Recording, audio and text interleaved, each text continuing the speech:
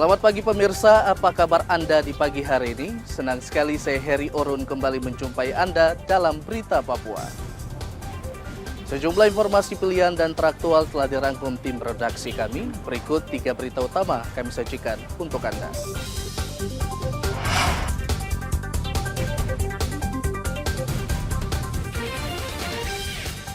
Kasat Reskrim Kabupaten Teluk Bintuni hilang saat mengejar kelompok kriminal bersenjata.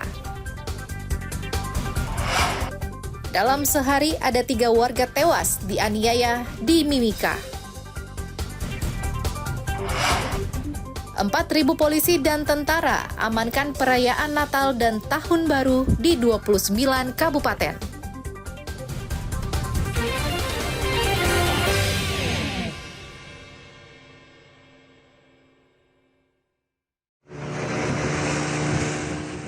Kasat Reskrim Polres Teluk Bintuni, Ibtu Tommy Marbun, dilaporkan hilang setelah terjatuh dan terseret arus sungai saat melakukan operasi penangkapan kelompok kriminal bersenjata di Kampung Mea Lama.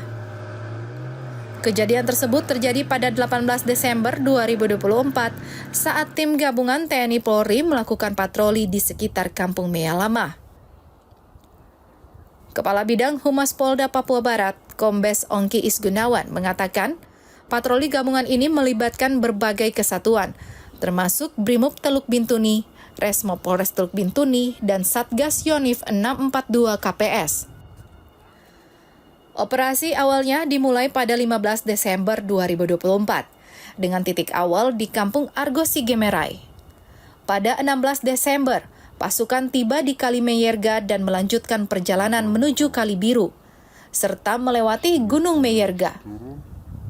Dan pada 17 Desember, tim bergerak menuju Kali Cempedak, dengan sebagian tim tetap di lokasi, dan sebagian lainnya melanjutkan perjalanan ke Kampung Mea Lama, yang merupakan lokasi pos KKB OPM, pimpinan Martin Aikinggin. Dan pada 18 Desember, sekitar pukul 6.30 waktu Indonesia Timur, tim memantau wilayah menggunakan drone. Setelah mendeteksi keberadaan KKB, tim bergerak menuju kebun di seberang Kali Rawara. Namun, dalam perjalanan, Ibtu Tommy Marbun tergelincir dan hanyut terbawa arus sungai yang deras. Yang harus menyeberangi sungai Rawara, di mana pada saat itu curah hujan juga tinggi dan arus sungai cukup deras. Esok harinya tanggal 18 Desember atau hari Rabu, tim menyeberangi Sungai Rawara. Sebagian tim berhasil ke seberang sungai. Namun di tengah perjalanan, Kasat Reskrim Polres Teluk Bintuni itu Tommy Marbun tergelincir, kemudian terseret derasnya arus Sungai Rawara. Melihat hal tersebut, personil yang sudah atau yang belum menyeberang Sungai Rawara melakukan usaha pertolongan pertama dengan mencari. Kapolres Teluk Bintuni, AKBP Baridun Wahid beserta tim yang lain melakukan pencarian terhadap Kasat Reskrim Polres Teluk Bintuni itu Tommy Marbun. Dan sampai dengan saat ini pun masih kita lakukan pencarian secara maksimal yang melibatkan unsur-unsur dari TNI, kemudian unsur-unsur SAR dibantu dengan helikopter milik Barakam Polri yang dibelokkan kepada operasi damai Kartens di Papua.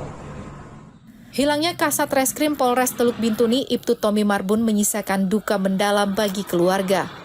Suasana haru meliputi kediaman Kasat Reskrim Polres Teluk Bintuni, Ibtu Tommy Marbun di Jalan Bintuni Raya. Kerabat dan teman terus berdatangan untuk menaikkan doa agar Ibtu Tommy segera ditemukan. Keluarga meminta perhatian Presiden dan Kapolda Papua Barat untuk terus melakukan pencarian agar korban ditemukan. Kepada Bapak Presiden yang terhormat, Bapak Prabowo, Bapak Kapolri, Bapak Kapolda, untuk memberikan perhatian lebih kepada tim yang melakukan evakuasi atau tim yang melakukan penyisiran. Saya mohon kepada Bapak Kapolda terlebih khususnya Bapak Kapolda Papua Barat untuk memberikan perhatian yang lebih. Saya mohon sekali Bapak, kita hanya ingin kita dapat kabar yang sepasti-pastinya. Memasuki hari kelima, pencarian terus dilakukan secara intensif untuk menemukan Ibtu Tommy Marbun.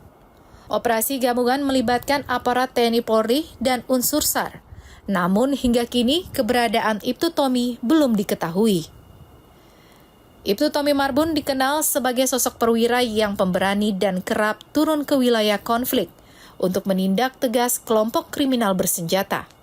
Rianto Nai melaporkan dari Kabupaten Teluk Bintuni, Provinsi Papua Barat.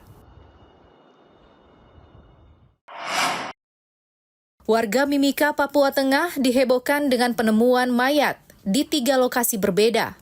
3 warga yang ditemukan tewas, yaitu seorang pria di Jalan SP5, tepatnya di Jembatan Waker, dan 2 korban lainnya ditemukan tewas di Jalan Aeromodeling Mimika. Pada jasad ketiganya ditemukan luka bacokan senjata tajam. Kapolres Mimika, AKBP Ikomang Budiarta mengatakan, pihaknya masih mengejar pelaku dan belum bisa memastikan apakah pelaku kelompok kriminal bersenjata ataukah kriminal biasa. Jadi saya menghimbau pada seluruh masyarakat Mimika, baik di grup WA, di media, tidak ada namanya yang menyebutkan suku ini, suku ini, suku ini. Kita satu keluarga besar di sini semua, masyarakat Mimika. Ini bulan Desember, bulan Natal, bulan sukacita penuh kedamaian. Jangan nanti terprovokasi akibat isu-isu yang tidak bisa dipertanggungjawabkan kebenarannya. Kejadian-kejadian yang berkelanjutan itu kita masih dalami semua. Tim dari Reskrim lagi melakukan penyelidikan. Kita tahu isu yang melebar, isu yang beredar saat ini itu sangat merasakan masyarakat. Kasihan masyarakat yang lain, mau berpergian tidak berani, mau kemana-mana tidak berani, gara-gara isu tersebut. Saya ulangi lagi, yang jelas itu tindak pidana murni. Tidak ada kaitan dengan politik maupun apapun. Ya, saya ulangi, itu pidana murni. Saat ini ketiga jenazah sudah diserahkan ke keluarga dan dimakamkan. Polisi mengimbau warga waspada, terutama warga yang melintas di wilayah rawan. Dari Timika, Papua Tengah, Igo Batmomolin melaporkan.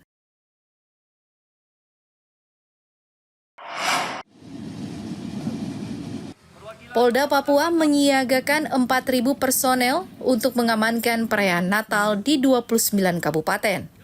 4.000 personel gabungan itu terdiri dari kepolisian, tentara, dinas perhubungan, dan polisi Pamong Praja.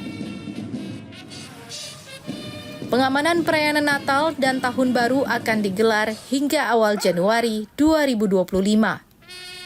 Kapolda Papua, Irjen Patrick Renwarin mengatakan, selain mengamankan perayaan ibadah, ribuan personil juga mengamankan arus mudik. Cukup banyak personil, dari Polri sendiri kita libatkan kurang lebih 2.500, kemudian dari TNI kurang lebih 500 personil, dan 1.000 lebih dari rekan-rekan stakeholder terkait, baik dari Pertamina, kemudian dari Perhubungan, dan Dinas Kesehatan, serta dinas-dinas lain yang terkait dengan kegiatan pengamanan dalam rangka kelancaran masyarakat di seluruh wilayah Papua untuk beribadah di 29 kabupaten dan kota. Pak, fokusnya apa Pak nanti Pak? Fokusnya sebetulnya masyarakat bisa beribadah dengan aman, nyaman, tenang pada malam Natal 2024, tanggal 24 malam dan juga tanggal 25, serta kegiatan-kegiatan hiburan ataupun kegiatan keluarga ke tempat-tempat rekreasi pada tanggal hari-hari libur, mulai dari 28, 29, 30, dan juga sampai dengan tanggal 1. Sementara itu di Manokwari, Papua Barat, ratusan polisi dan tentara apel bersama dalam rangka pengamanan Natal dan Tahun Baru yang berlangsung di halaman Mapolda Papua Barat. Pengamanan Natal dan Tahun Baru dilakukan di 14 kabupaten yang ada di Papua Barat. Yang akan berlangsung selama 13 hari. Mulai dari tanggal 21 Desember 2024 sampai dengan 2 Januari 2025. Operasi ini melibatkan 141.605 personel gabungan yang terdiri dari 75.447 personel Polri. Warga diimbau membantu polisi sehingga perayaan Natal dan Tahun Baru berjalan lancar dan damai. Arthur dan Edi melaporkan dari Jayapura dan Manokwari.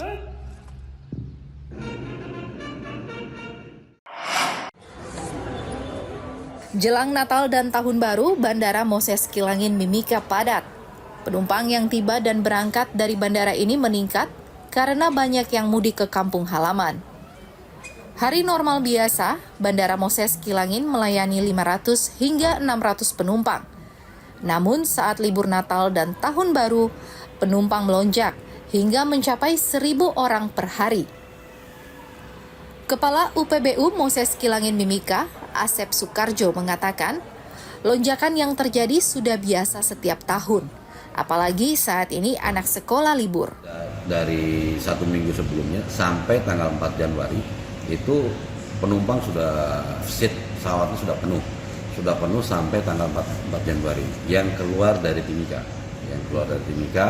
Tetapi untuk yang dari ke Timika sampai saat ini masih belum terlalu full, Terkait dengan masalah kesiapan, kalau di terminal atau di bandara kami siap.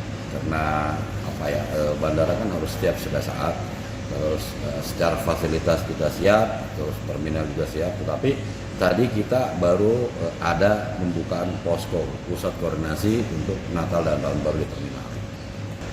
Adapun posko itu adalah untuk bagi yang melakukan perjalanan melalui bandara atau transit udara, apabila ada kesulitan bisa ke posko tersebut untuk meminta bantuan sama teman-teman yang ada di posko.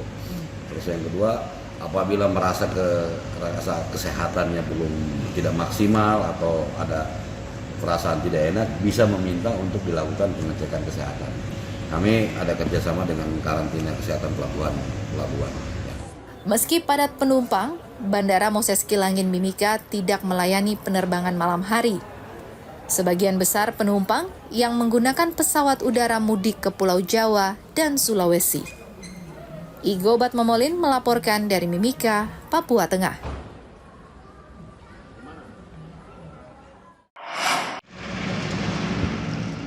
Gereja katedral yang terbesar di Merauke, Papua Selatan, terus berbenah untuk menyambut umat yang akan beribadah Natal dan malam Tahun Baru.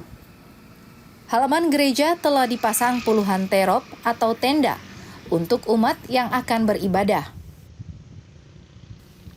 Terop sengaja dipasang untuk menampung umat yang jumlahnya melebihi kapasitas gereja, yang hanya bisa menampung 2.000 orang. Umat juga ikut membantu untuk merapikan gereja untuk ibadah malam Natal nanti. Gereja katedral merupakan gereja terbesar bagi umat Katolik di Merauke. Setiap ibadah Natal dan Tahun Baru, gereja ini padat dengan umat, bahkan halaman gereja hingga trotoar terpaksa digunakan untuk menampung umat. Muhammad Ridwan melaporkan dari Merauke, Papua Selatan. Warga Merauke berbondong-bondong merayakan Natal bersama keluarga di kampung halaman. Untuk mengangkut penumpang yang membludak, Kementerian Perhubungan menyediakan kapal navigasi yang akan membawa mereka ke distrik Wanam, Padua, dan Tabonji. Karena jumlah penumpang yang membludak, petugas terpaksa menambah pelampung di atas kapal, karena pelampung yang tersedia hanya berjumlah 200 pelampung. Kapal kami ini bukan kapal penumpang. Ini adalah kapal perambuan yang kapasitas kamarnya itu sesuai dengan kebutuhan yang kami miliki. Jadi kamar cuma ada 32 ditambah dengan spare 20, jadi kapasitas kamar itu bisa dijumlahkan kurang lebih 50. Itu pun juga ABK sudah sebagian. Ada 2 spare 1 10, jadi total keseluruhan 20 untuk kosong. Bisa menjaga keselamatan dalam perjalanan karena tujuan kami aman dan selamat sampai dengan tujuan. Kurang lebih 80 life jacket, Pak. Life jacket sesuai dengan kapasitas yang sudah ada sini, kami tambahkan lagi kurang lebih 80, Pak. Jadi totalnya berapa semua, Pak? Totalnya kurang lebih 270. 270 ya. Kapal navigasi milik kantor navigasi Merauke sesuai arahan Menteri Perhubungan digunakan untuk mengangkut penumpang yang hendak mudik Natal ke pedalaman karena banyaknya warga yang ingin merayakan Natal di kampung. Muhammad Ridwan melaporkan dari Merauke, Papua Selatan. Sepanjang tahun 2024, Kantor Perwakilan Bank Indonesia Provinsi Papua mencatat penarikan uang tidak layak edar atau UTLE di daerah terdepan, terluar, dan terpencil atau 3T di Bumi Cendrawasih hingga November 2024 mencapai 10,68 triliun rupiah. Kepala Perwakilan Bank Indonesia Papua, Fatur Rahman, mengatakan penemuan uang tidak layak edar seperti uang lusuh, robek, terbakar lebih tinggi dibandingkan tahun 2023 lalu, senilai 9,6 triliun rupiah. Uang tersebut akan dimusnahkan di kantor Bank Indonesia Papua. Menurut Fatur Rahman, kelusuhan uang ini terjadi karena banyak hal, di antaranya perilaku dengan memegang uang langsung masuk kantong tanpa melipat. Kalau ada uang lusuh, datang saja ke Bank Indonesia, mau kertas maupun logam. Dan kita juga untuk daerah-daerah yang di luar Jayapura, di luar Papua, kita ada 7 kasipan. 7 kasipan, mereka juga menerima uang lusuh, dan uang lusuhnya itu kita bawa ke Jayapura untuk kita musnahkan.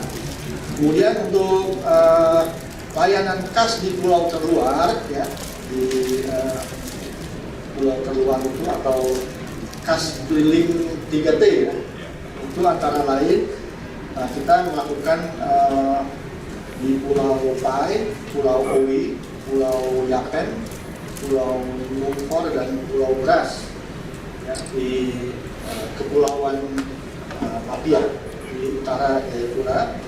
Waktu itu kita berhasil menukarkan secara total 13,8 miliar. Jadi di beberapa pulau kita kunjungi. Kantor Perwakilan Bank Indonesia Provinsi Papua mengimbau masyarakat untuk menjaga dan merawat uang rupiah dengan baik agar tetap layak edar ketika digunakan saat bertransaksi. Untuk menjaga dan merawat rupiah dapat dilakukan dengan metode 5 hal, yakni jangan dilipat, dicoret, di-stapler, diremas, dan jangan dibasahi. Hendra melaporkan dari Jayapura, Papua.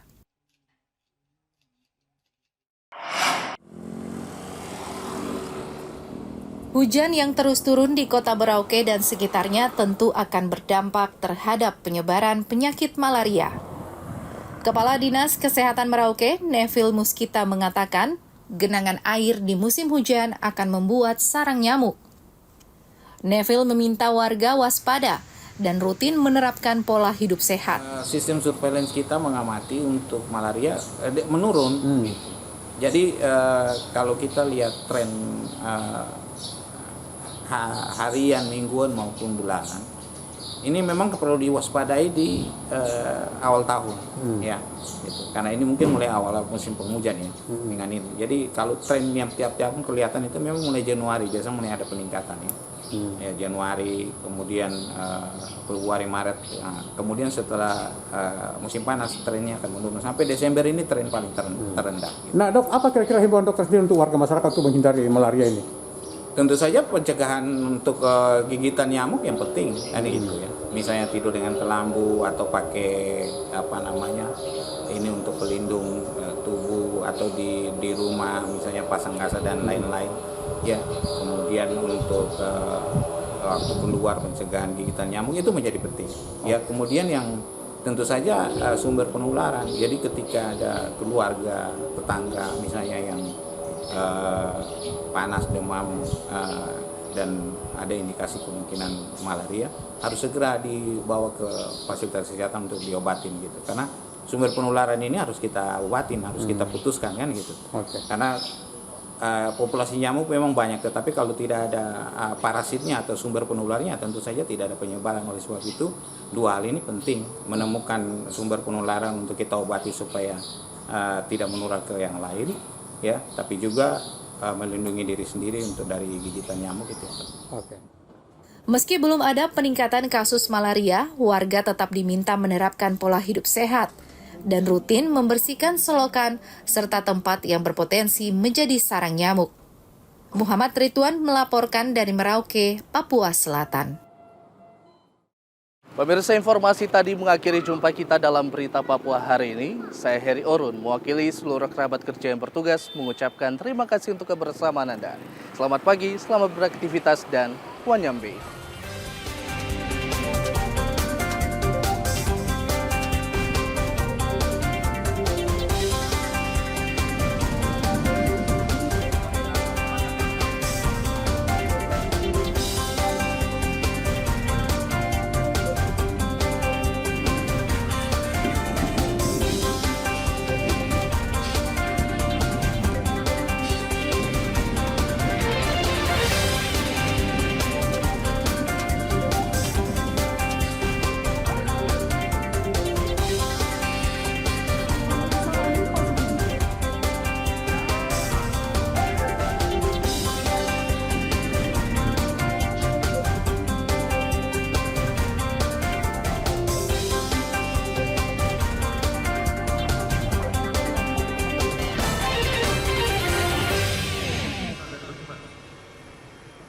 Paling pojok.